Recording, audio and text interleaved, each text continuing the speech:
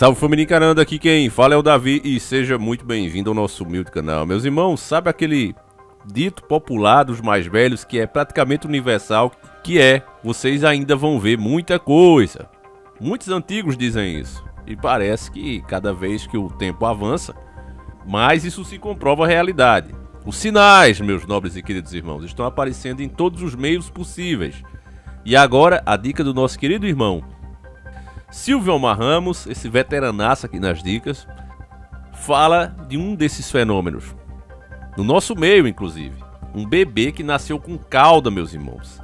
E tinha sensibilidade. É quase como se fosse um Goku da vida. Quem assistiu ou assiste um anime Dragon Ball sabe que o protagonista principal era um molequinho com uma cauda. Depois se descobre que ele era um alienígena e tal. Mas a ficção começa a se tornar realidade, meus nobres e queridos irmãos. E isso são sinais. Preste atenção na matéria, tá na UOL, para não dizer, os caras ficam inventando, escuta só. Matéria muito recente, de 29/11/2022.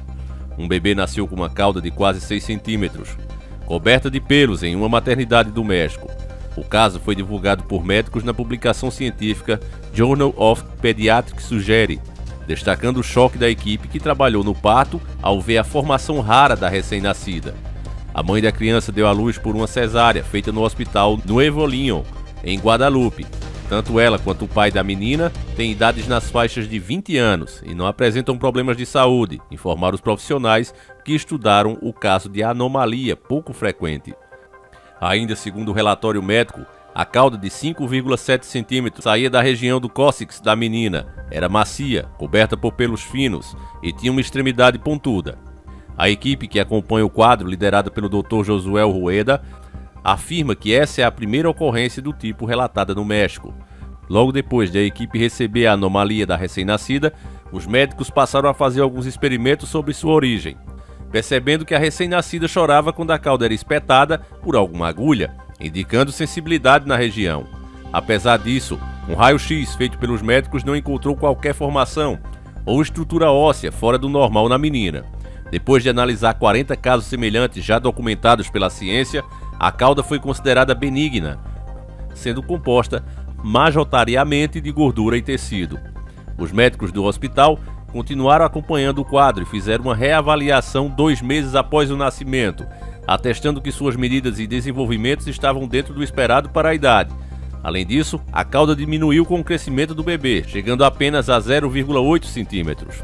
Com a evolução e após determinar que a remoção não causaria danos à pele do paciente, os profissionais cortaram a cauda e fizeram uma cirurgia plástica de reconstrução na região, usando o tecido da própria criança. De acordo com um resumo do estudo feito pelo site científico The Science Times, a mãe da criança, que não teve identidade divulgada, teve uma gravidez tranquila e um parto na semana esperada. A garota é a segunda filha de seus pais, que já tem um menino, nascido sem nenhuma alteração. Os pesquisadores relatam que 195 casos de humanos nascidos com caudas, em geral, já foram registrados na literatura científica, com a maior delas medindo 20 centímetros. Um em cada 17 bebês nascidos com anomalia também apresentou algum problema no desenvolvimento mental ou ósseo, com maior incidência de atrasos em meninos. Um caso de cauda verdadeiramente registrado no Brasil em janeiro do ano passado virou estudo científico publicado em novembro do mesmo ano. Na ocasião, uma criança nasceu com características semelhantes ao bebê mexicano. Ao falar nesse tipo de anomalia, o cirurgião pediátrico Humberto Forte, um dos profissionais que assinaram o artigo do Journal of Pediatrics Sugere, explicou que essas alterações normalmente são defeitos neurológicos no desenvolvimento da medula espinhal. Uma cauda pode revelar a presença desses defeitos antes mesmo do paciente manifestar sintomas típicos. É essencial que o pediatra ou cirurgião pediátrico investigue a presença de dirafismo espinhal oculto em pacientes com suspeitas de lesões cutâneas, pois podem ser a única anomalia visível e o diagnóstico precoce pode prevenir a evolução para alterações neurológicas graves, explicou. Aqui, sem mais, a matéria encerra, meus nobres e queridos irmãos. Então, você vê aí que no mundo, desde a ciência documentada, são pouquíssimos casos dessas tais anomalias, meus irmãos. E anote o que eu estou dizendo. Nós veremos cada vez mais e mais sinais desse tipo. E não é só porque o mundo está para acabar, porque são sinais proféticos. Mas a grande verdade que se ignora, que a ciência e esses especialistas da mídia fazem questão de deixar de lado, é a forma como nós estamos cada dia tendo um tipo de vida, um tipo de alimentação totalmente diferente do original. Cada vez nós comemos mais conservas, a nossa água não é mais pura, muito menos o nosso ar. E é óbvio, meus irmãos, que isso vai alterando o próprio ser humano ao longo das décadas. Na minha opinião, eu já deixei claro para vocês, inclusive através de estudo em vídeos, que não existe evolução. O que existe é a adaptação das espécies. E talvez nós estejamos presenciando através desses fenômenos essa adaptação da nossa própria espécie. É isso que sempre aconteceu com os animais e também vai acontecer com os seres humanos. No filme Waterworld, o artista principal, ele já tem como se fosse uma pele de peixe ali entre os seus dedos, que no filme é falado já sobre uma evolução do próprio ser humano. As orelhas dele também são como orelhas de peixe, isso porque na história do filme, um filme muito bom por sinal, mesmo sendo um filme antigo, você assistir ele hoje, você vai ver que é um filme que envelheceu muito bem. E lá é mostrado que até a orelha dele também já se adaptou. Eles falam em evolução, até porque o filme segue aquela lógica, né? Não, as Carlotas descongelaram, então a água invadiu as cidades, o mundo inteiro, as costas, e eles pensam até que não existe mais terra firme. Eles não acreditam mais nisso, mas existe, né? Assista o filme que é bem interessante.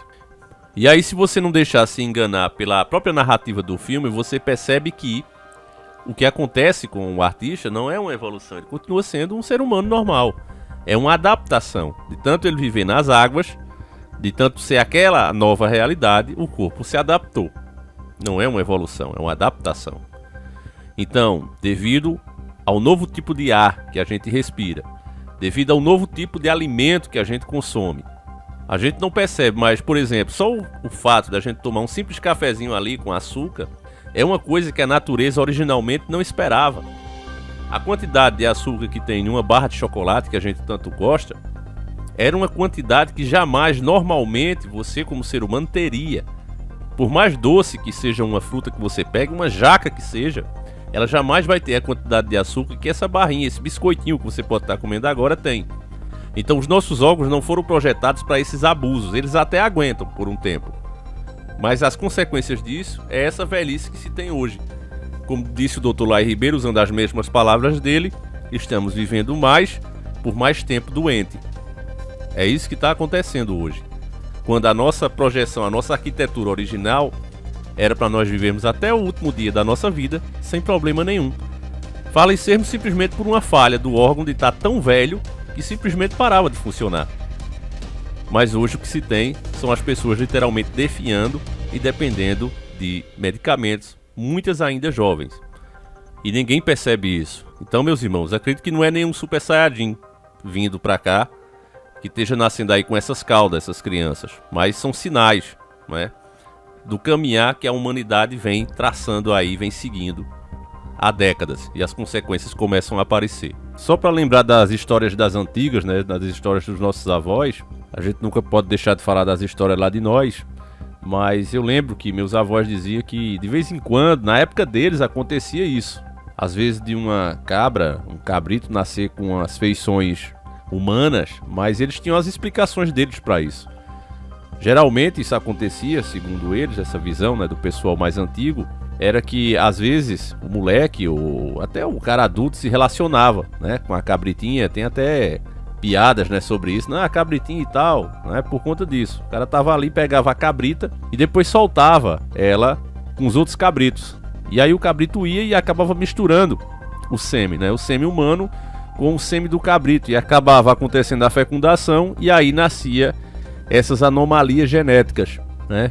E as pessoas já sabiam, nem ficavam espantadas. Quando isso acontecia, para elas já era essa a explicação.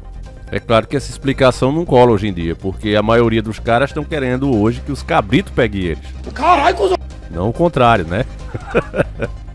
Enfim, eu gostaria de saber a tua opinião. Como sempre, meus irmãos, o nosso vídeo é feito com a união de todos nós.